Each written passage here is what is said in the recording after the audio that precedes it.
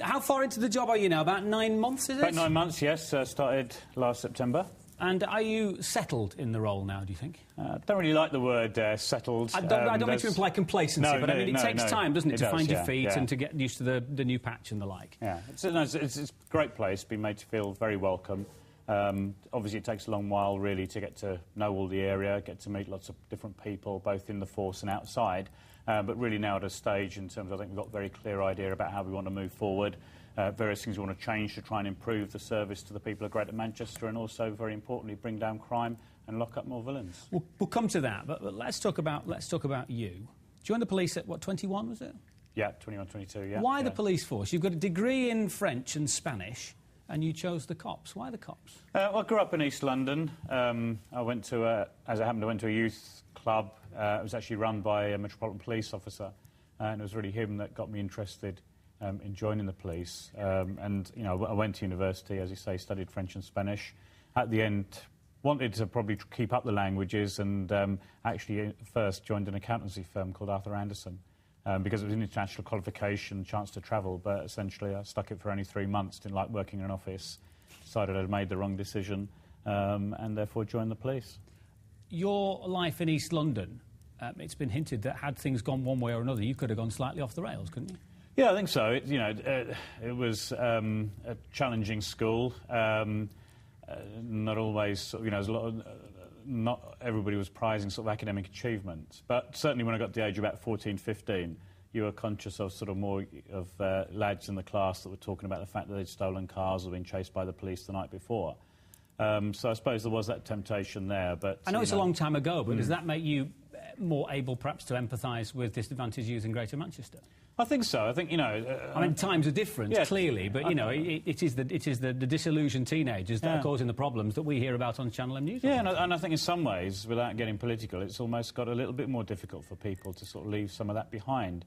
You know, when I grew up and when I was going to university, I got a full grant to go to university, a lot of support from the council. So in some ways, I think that's a bit more difficult. But you're right, I mean, very much empathise. I grew up in a council estate, so you do empathise with young people, and absolutely, as you say, there is often a difficult choice sometimes, you know, for young people in terms of which way they go, and sadly, clearly, there is a small minority who go the wrong way. But it's good that people know that, because often when top police officers are appointed, you see the criticisms on forums and websites, oh, straight out of university, straight into the top positions, doesn't know what it's like at street level, and yet you clearly do know what it's like. Well, I think the important thing to say is every chief constable has walked the beat, you know, the system in this country. Is it still the same? Do you have to join as a bobby? You have to. There's no officer entry, as most other police forces in the world have officer entry. The Army obviously does, but in the British Police Force you have to work your way up. So. And you're still an advocate of that?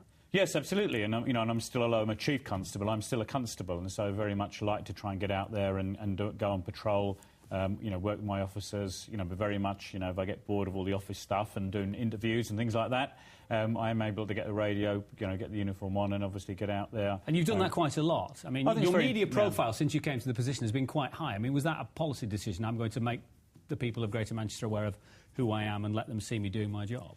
I think it's a difficult balance, Andy, because, you know, you don't want to become a sort of celebrity. No, that's not what the job is about. It is about making Greater Manchester safer. But on the other hand, I think it's also very important that they know who the Chief Constable is, as well as they know who the local officers are, and as well that I'm seen to be accountable, and clearly doing interviews and being accountable to the media, to newspapers, radio, television is a very important part of that accountability, and people knowing that I can be put on the spot about various issues. Do you get stopped in the street, for example? I mean, people know your face, you're in the paper and you're on the telly. Do people stop you in the street? Not so much. Perhaps you should encourage that. You know, you get lots of different events now and meetings and all sorts of things where people obviously do recognise me.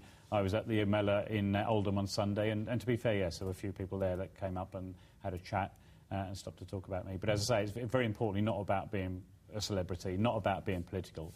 It is about trying to get, you know, positive messages across to the people of Greater Manchester about what we are doing, but also about how they can help us to reduce crime. And you're a family man as well, 4 kids? Yep. What age are they now? The youngest is 14, the eldest is 26. Wow. Yeah. And Anybody follow a career path into the force? No. Would you encourage that, or did you actively discourage it? No, I didn't discourage. I mean, if that had turned out like that, that would have been fine. But no, they've all gone off on their own various routes. In fact, one of them... Your son studies languages like you, doesn't he? No, he's German? He's a chemical engineer. Oh, right. Yes, so he works down in London. And I've actually got a daughter who's just qualified in her barrister's exams today. So it's a proud dad day today. Oh, congratulations. So we'll be going out later to celebrate that.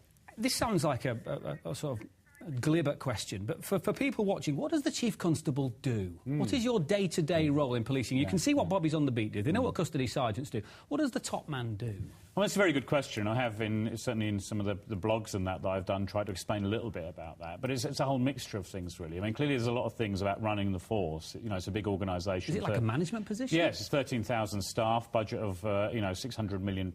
There's a lot about managing that day-to-day performance, how we're doing on the crimes. Obviously, a lot of oversight of the more serious crimes, how we're doing on that. It is very much a 24-hour job, so there's a lot about that, a lot about performance, big performance meeting that we've got tomorrow in force. There's a lot about being visible. It's a very complex organisation. Obviously, we deal with everything from basically lost property up to counter-terrorism, so there's a lot of visiting departments, finding out what people are doing. And then there's another aspect, Andy, which is all the work really in what we call partnership, all the life of the city region, going to events like the Oldham Mellor, lots of partnership meetings with the council, Crown Prosecution Service, lots of great stuff going on in the city region, so you're very much involved in that. You're a busy man, aren't you? And then there's a lot of national stuff. The last few days have been spent down in London. Yesterday was a policing summit with the Home Secretary, so as well as being Chief Constable at Manchester, you also play a part on a national stage because we don't have a national police force in this country, so all the Chief Constables have to play their part. And is there a reasonable sense of unity within the different forces, or are you all ploughing your own furrow, as it were? It's getting a lot better, and certainly it's very good in the North West. We're working very closely with Merseyside and Lancashire and Cheshire and Cumbria on quite a number of things. I would imagine you do very well with Cheshire. It's your old patch, and Dave Watton now runs it, who was the assistant That's right. Chief And Constable. that is very important because obviously, the villains don't always respect force boundaries, and while a lot of crime is very, very local, there is a lot of crime which is, serious and organised crime, which is about people going across boundaries. So the public need to be reassured that all the forces are working closely together to make sure that, people don't think they can cross the sort of state line and get away with things. You said once that you thought the drinking age should be raised from 18 to 21. Do you still think that should be the case? Well, Andy, I was actually out on patrol in Salford on Friday night with officers there, and what struck me was, apart from one burglary we went to, every other single incident was alcohol-related. We report a lot of them here. Yeah, and so it's not just about the drinking in the town centres and the city centre. If anyway, in some ways that's well controlled. It is about the huge amount of drinking also which goes on at home.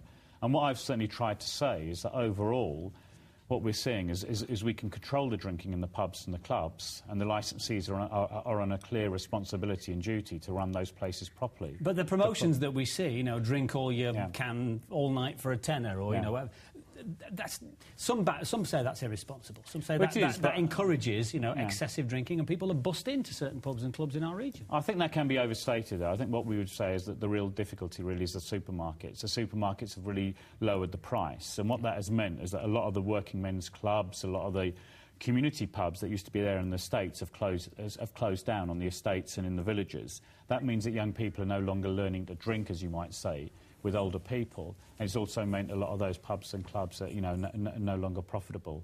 And that means that a lot of people are drinking at home, and we see a lot of domestic disputes, a lot of aspects of violence, all sorts of things, which are caused really by the huge amount of people that are, huge amount of alcohol that people have drunk at home. So overall, So it needs to be a change in the law to prevent, if you will, the supermarkets selling it so cheaply. But you can't sort of legislate for that, can you? We've talked to a lot of politicians about that, and they've not really been, interested. And I, recognise that the public aren't always in support of that. But I think what we are saying, in the same way as the health professionals are saying, is that this is now a huge cost to the city region. And I can only tell you a huge part of police effort is put into dealing with the consequences of people being assaulted, people injuring themselves, having accidents, having fights at home, all are related to the abuse of alcohol. We're running out of time, so I must get on to the issue of guns. You told us, we were pleased to hear that, with the locking up of the Gooch gang, the gun crime incidences dropped by 90-something%. And we've had a couple recently, one in Salford, one in Oldham. Is it on the increase again, Chief Constable? It's not really on the increase. I think it would have been unrealistic to say we'd completely eliminated gun crime. It is always going to be a threat to the city. but we have seen a big reduction. We've seen a big reduction in murders overall, but clearly, you know, it's been very disappointing the last few weeks. We've had 3 murders through shootings. In two of those cases, people have now been charged. The third one is obviously been very actively investigated. It's very, very disappointing, obviously tragic for the families involved. But we are absolutely determined to continue to work to get on top of this. I mean, you travel because of your French and Spanish. Do you look at European police forces and think maybe there are things we could learn from them? I mean, they carry guns, we don't. Yeah, no, you know, that's not really an issue for us. And you know, a vast majority of police officers do not want to carry weapons. I know it's sometimes difficult because there's a lot of criticism of policing in this country, but actually when you go abroad and when you talk to international colleagues, on the whole, they recognise British policing as the best in the world. And particularly when you go to America, you know, and clearly, you know, they've got big problems with gun crime, and they come and look at what's going on here in Manchester, and we've sent people over there to show them what we are doing. So there's a lot of positive stuff out there. But British policing is very different. You know, we have 43 police forces. Policing is very local. We are routinely unarmed, and we're very accountable. In places like France and Spain, they have national police forces. They're not particularly accountable to local people. British people, on the whole, don't like that. They want their policing to be local, neighbourhood policing. They want it to be accountable. And in a strange way, because we get so much criticism, because we're held to account, because it's a good thing. Yeah, it is a good thing. You sound very positive, actually. Looking going forward, are you positive about policing our patch? Yeah, very positive, particularly because you know, I've got a great workforce. I've been really impressed with all the people that I've met in the force. They're very dedicated, very passionate about policing. There's lots of things that get in the way, lots of frustrations that they have. Targets. But when you see their dedication and their commitment, you can't really be but positive about that. Working with local people, we will make this place safer.